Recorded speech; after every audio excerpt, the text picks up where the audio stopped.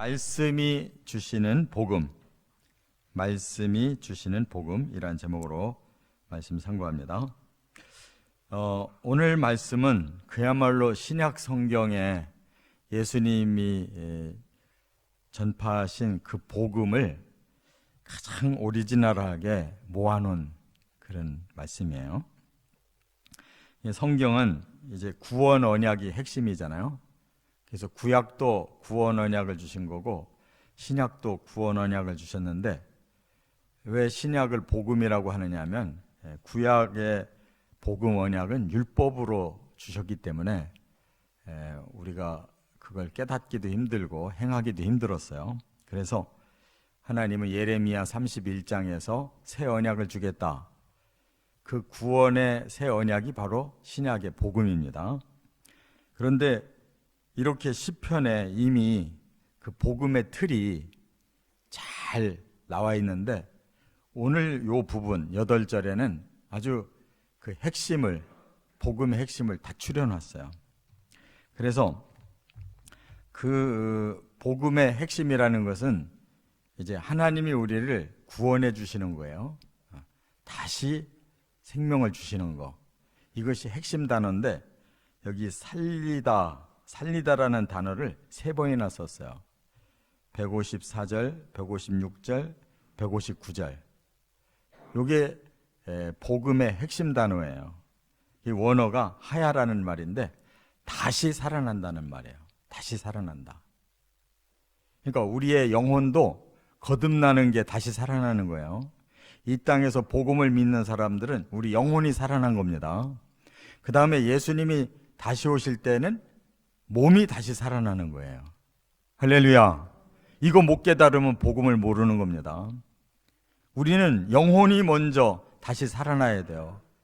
예수 믿기 전에 영혼이 죽은 사람들이에요. 영이 막혀서 죽은 자들이에요. 그러니까 죄를 짓고 저주받고 그렇게 불행하게 살다가 영원히 지옥 갈 수밖에 없었는데, 복음이 우리에게 들려지고 그 복음을 성령이 깨우쳐 주시니까 우리가 거듭난 거예요. 영혼이 살아났단 말이에요, 다시. 근데 아직 육체는 살아나질 않았어요. 그래서 이 땅의 삶은 여전히 저주 가운데 사는 거예요. 그러면 언제 몸까지 구원을 받느냐, 다시 살아나냐? 바로 예수님이 재림하셔야. 초림은 영혼을 살리시고 재림은 육을 살리셔서 완전한 생명을 영원히 누리는 것이 천국이에요. 오늘 본문에 여기 다시 살려달라는 단어가 3번이나 나오는데, 이게 바로 하야라는 말이, 이게 영혼은 거듭나고 또 몸은 부활하는 것이 바로 이 단어라는 말이에요. 이렇게 구체적으로 쓰셨어요. 복음의 핵심. 자, 그래서 그 과정을 또 3가지로 이렇게 보여주신 거예요. 살려달라는 말씀을 3군데서 하신 이유는 그 3군데가 다 이 복음으로 살아나는 과정에 3가지 과정이 있다는 것을 말씀하고 있는 거예요. 그런데 이제 오늘 본문에서 먼저 첫 번째로 다뤄야 될 이 부분이, 첫째가 156절부터 158절을 먼저 다뤄야 돼요. 그럼 이 첫 번째 과정이 뭐냐? 하나님의 긍휼하심 때문이다 하는 거예요. 하나님의 긍휼로부터 복음이 시작되고 우리에게 다시 살아나는 이 복음이 우리에게 성취되는 거예요. 자, 먼저 156절을 보세요. 여호와여, 주의 긍휼이 많으오니 주의 규례들에 따라 나를 살리소서. 그래서요. 그럼 우리가 스스로 살아날 수 있느냐? 불가능해요. 사람은 타락한 존재이기 때문에 스스로는 우리 자신을 구원시킬 수가 없습니다. 그래서 전적으로 타락했기 때문에 하나님이 우리를 살리셔야 되는데, 그 하나님의 긍휼 때문에 이게 시작된 거예요. 이 긍휼이라는 이 단어를 여기서 뭐라고 썼냐면 라함이라고 썼어요. 라함. 인자라는 말도 있는데, 그거는 이제 이 긍휼에서 그 다음 나오는 단어가 이 헤세드라는 거예요. 인자. 먼저 시작된 긍휼이라는 단어는 요 라함이에요. 이게 뭐냐? 불쌍해서 동정하고 자비를 베푼다, 그 말이에요. 그러니까 가장 우리 사람도 그렇고 하나님도 그렇고 가장 그 근본의 마음이 이게 뭔가 불쌍해 보이는 거예요. 그리고 뭔가를 좀 도와주고 싶은 거예요. 이게 사람도 바로 거기서부터 선한 마음이 시작되잖아요. 하나님도 그렇게 사랑했는데 죄를 졌어요. 그러면 미움이 있잖아요. 그 죄값을 치러야 되잖아요. 이게 공의가 따라가는 건데, 그럼에도 불구하고 공의를 집행하시면서도 너무 불쌍한 거예요. 그래서 뭔가를 주고 싶어 하시는 그 하나님의 긍휼이 많다는 거예요. 그 긍휼이 많기 때문에 복음이 주어졌다는 거예요. 그래서 주의 규례들에 따라 나를 살리소서. 그래서 하나님이 바로 이 규례, 이 복음의 원리를 우리에게 주신 것이고, 그것을 우리가 통해서 살아난다, 거듭난다, 그 말이에요. 할렐루야. 자, 그런데 제가 이 긍휼, 라함이라는 단어를 더 좀 깊이 들어가 보니까 이게 어디서 나온 단어냐면 레헴이라는 단어에서 나왔는데, 이게 어머니의 자궁을 말해요. 자궁, 태. 이 아기를 품고 있는 이 아기 보호가 바로 하나님 마음이에요. 우리를 그렇게, 이 죄인을 다시 살리려고 이 태반처럼 그 하나님의 마음이 긍휼로 우리를 품어서 거기서 새로운 생명을 탄생시켰다, 그 말이에요. 그 하나님의 긍휼의 마음을 깨달아야 될 줄 믿습니다. 그래서 157절에 보니까 하나님의 이런 긍휼에 반대되는 악한 자는 어떻게 하느냐? 나를 핍박하는 자들과 나의 대적들이 많으나 나는 주의 증거들에서 떠나지 아니하였나이다. 우리가 이제 구원받고 보니까 이게 깨달아져요. 아, 이 세상에 태어나서 살면서 계속 핍박하는 자들, 대적자들이 왜 이렇게 많은지. 사람들이 인생을 살아가면서 왜 인생은 이렇게 힘들고 불행한 거야? 의문을 갖잖아요. 근데 왜 그런지를 몰라요. 그 이유는 하나님만 알고 계셔요. 그렇기 때문에 하나님은 그 이유를 아시고 해결점을 시작하신 것이 긍휼이라는 말이에요. 대적자라는 말이 뭐예요? 맞서는 자예요.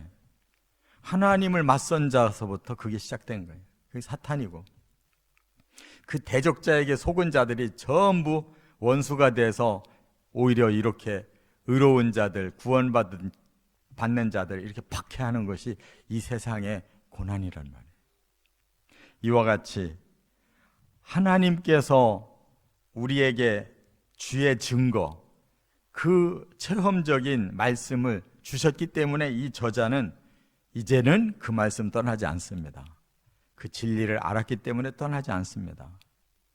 우리도 바로 하나님의 긍휼의 복음을 알았기 때문에 구원받은 우리가 이 복음보다 더 나은 길이 없어요. 우리는 왜 대적이 있고 왜 박해가 오는지를 알아요. 그래서 하나님의 긍휼의 복음 안에서 우리가 거듭나고 구원받기 위해서 말씀을 따라가는 줄 믿습니다. 그렇기 때문에 158절에 이 말씀과 반대되는 자는 어떤 자들이냐 하는 것을 다시 더 확실하게 그 정체를 밝혀놨는데, 주의 말씀을 지키지 아니하는 거짓된 자들을 내가 보고 슬퍼하였나이다 그랬어요. 이 악한 대적자, 의를 박해하는 자들, 말씀을 지키지 아니하는 자들의 특징이 뭐냐? 거짓에서 나오는 것이다. 그들의 마음이 다 거짓에 속아가지고 이렇게 되는 거예요. 그런데 우리가 하나님의 긍휼로 구원을 받았다면 우리의 마음은 그들을 볼 때 어떤 마음이 들어야 되느냐? 슬퍼야 된다는 거예요. 저들이 정말 거짓에 속아서 저렇게 사는구나. 깨달으시기 바랍니다. 이게 성도의 마음인 거예요. 근데 그렇게 거짓으로 살고 의를 박해하고 하나님을 대적하는 그들과 섞여서 자꾸 뭔가를 하려고 하는데 슬픈 마음이 생기겠냐고. 그들 구원하고 해야 될 텐데 하는 마음이 생기냐고. 정확하게 우리가 하나님의 긍휼의 사랑과 반대되는 사탄의 그 대적과 박해와 거짓의 정체를 또렷이 알아야 복음이 구별되는 거예요. 두 번째, 이제 153절부터 155절 이제 앞으로 돌아가면 그 다음 하나님이 주신 과정이 뭐냐? 하나님의 대속하심 때문이다 하는 거예요. 하나님이 이렇게 마음으로 긍휼을 품고 계시다가 드디어 복음을 성취하시려고 행동하신 것이 대속이에요. 대속. 여기 154절에 보니까 이렇게 말씀했어요. 주께서 나를 변호하시고 나를 구하사 주의 말씀대로 나를 살리소서 그랬어요. 여기 변호하신다라는 말이 중요하고 구하신다라는 말이 중요한데, 변호라는 말은요, 이제 저 죄인들, 저 영원히 멸망을 당할 저 저주받은 자들을 위해서 하나님이 나서셨다는 거예요. 그 공의 앞에 판결을 받고 영원히 멸망을 당해야 될 자들을 구원하기 위해서 하나님이 변호사가 되셨다는 거예요. 그렇기 때문에 이제 변호사가 대책을 세워서 내놓은 것이 여기 구하다라는 단어인데, 이게 조금 더 정확하게 번역이 돼야 돼요. 이 원어가 가알이라는 단어인데, 가알이라는 말은 대속해 줬다는 말이에요. 대신 죄값을 치러주고 빼내줬다 이거예요. 변호사 하는 일이 그 일이잖아요.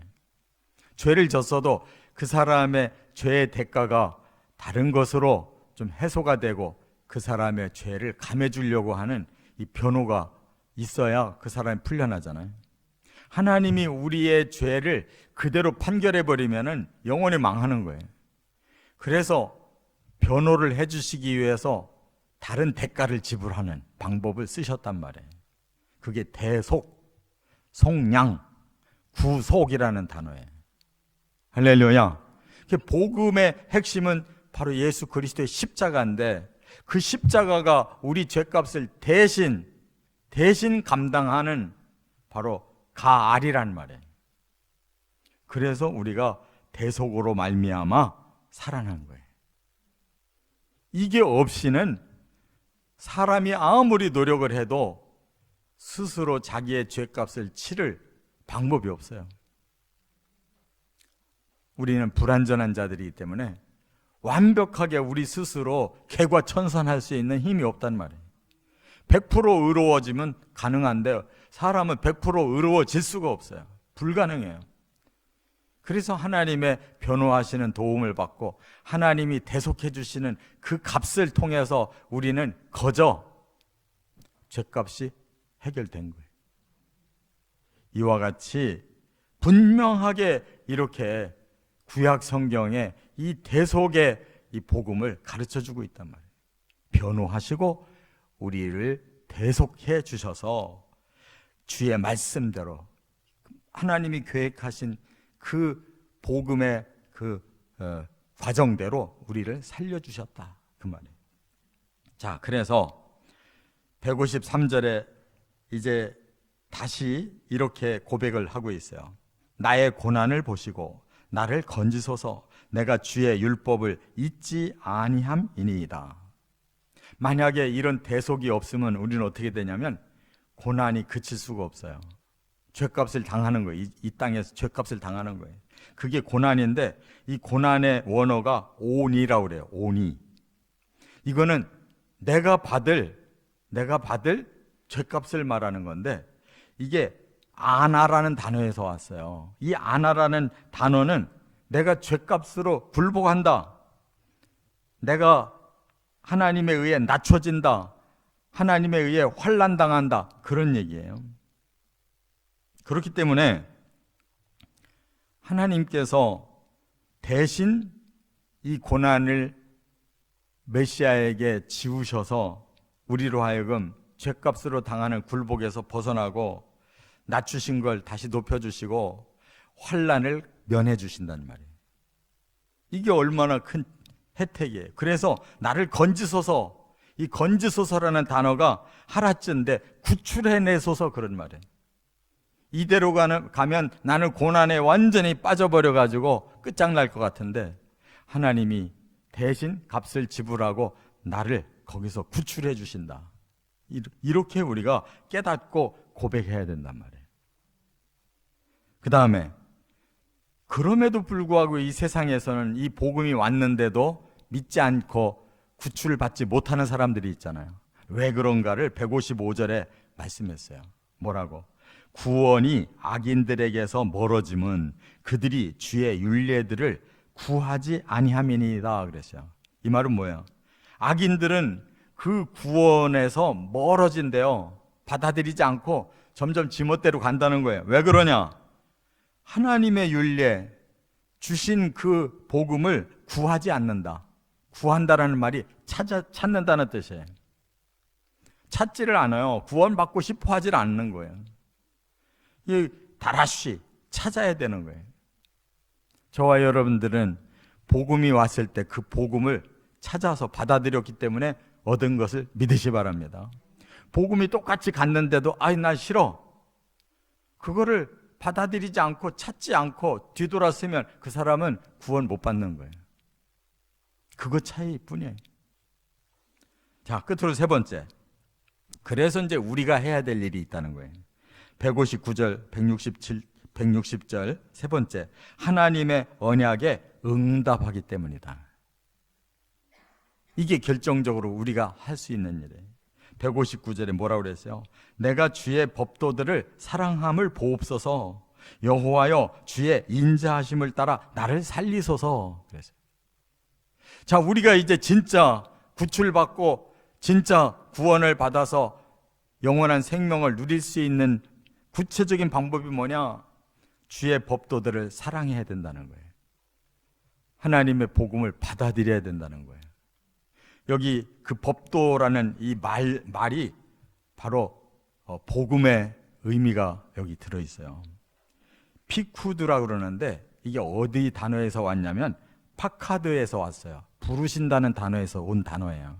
근데 이렇게 그냥 법도라고 이렇게 너무 율법적인 단어로 써놓은 건데 이게 하나님의 부르심에 의해서 우리가 주님 앞에 사랑합니다라고 응답한다는 뜻이에요. 부르심의 응답이 하나님의 사랑, 긍휼과 그 대속의 사랑을 깨닫고 저도 하나님이 불러주시니 하나님을 사랑합니다라고 응답할 때, 받아들일 때, 이때 우리도 구원이 주어지는 것이다. 그래서 그 구원이 우리가 응답을 할 때에 인자하심을 따라 이제 이 인자가 뭐냐면 언약적인 사랑이에요. 그래 내가 불쌍히 여기고 너희를 구원해 줄게 라는 언약의 사랑이 헤세드예요. 그것이 집행될 때 우리는 이제 살아나는 거예요. 할렐루야. 그래서 예수님이 하나님이 세상을 이처럼 사랑하사 독생자를 주셨으니 이는 믿기만 하면 정죄당하지 않고 우리를 구원해 내신다. 그게 복음의 핵심 절이잖아요. 요한복음 3장 16절이 바로 이렇게 구원받는 거예요. 우리는 응답만 하면 되는 거예요. 그래서 결론이 뭐냐? 160절에 주의 말씀의 강령은 진리요니 주의 의로운 모든 규례들은 영원하리이다. 복음의 핵심 단어가 여기 딱 나와요. 말씀의 강령, 말씀의 최고 으뜸이 뭡니까? 진리입니다. 예수님 그랬죠. 내가 곧 진리다. 왜? 예수님이 십자가를 지셔서 죄를 해결하시고 예수님이 부활하셔서 우리의 영혼과 몸까지 다시 살려내시고 예수님이 올라가셔서 천국을 예비하시고 다시 오시는 날 그 모든 것이 결정적으로 다 이루어지는데 이게 진리란 말이에요. 그 다음에 주의 의로운 규례라고 그랬어요. 우리가 천국에 딱 들어가려고 하니까 예수님의 그 대속하심이 우리의 의가 된 거예요. 그래서 하나님 앞에 그 의로 통과가 되는 거예요. 그 다음에는 어디로 가요? 영원으로 간단 말이에요. 하나님의 이 복음은 영원한 거예요. 이 땅에서 뭐 살다가 죽었다가 또 다시 태어났다 이런 거 없어요. 한번 이 구원의 과정을 거치면 그 다음에 영원의 세계로 가는 거예요. 여기 지금 8절에 복음의 핵심이 완벽하게 다 들어있잖아요. 빠진 게 어디 있어요? 바로 예수님께서 그대로 순종하셔서 복음을 완벽하게 성취하고 복음을 완벽하게 설명해주고 가셨잖아요. 이런 복음을 믿는 거예요, 우리가. 이게 이미 시편에 이렇게 다 계시가 돼 있잖아요. 이게 다윗 시대라고 하면은 예수님 오시기 1000년 전이고 지금부터 3000년 전에 이미 계시가 된 말씀이란 말이에요. 이 시시한 일은 뭐 아무 세상 책과 같은 게 아니란 말이에요. 우리가 어쩌면 이렇게 축복을 받아서 이런 진리를 깨닫고 이 진리에 의해서 우리의 삶을 방향을 잡고 영혼을 향해 가고 있다는 것이 얼마나 놀랍냐고요. 감사하시고 반드시 이 복음으로 구원 받으시기를 주의 이름으로 축원합니다.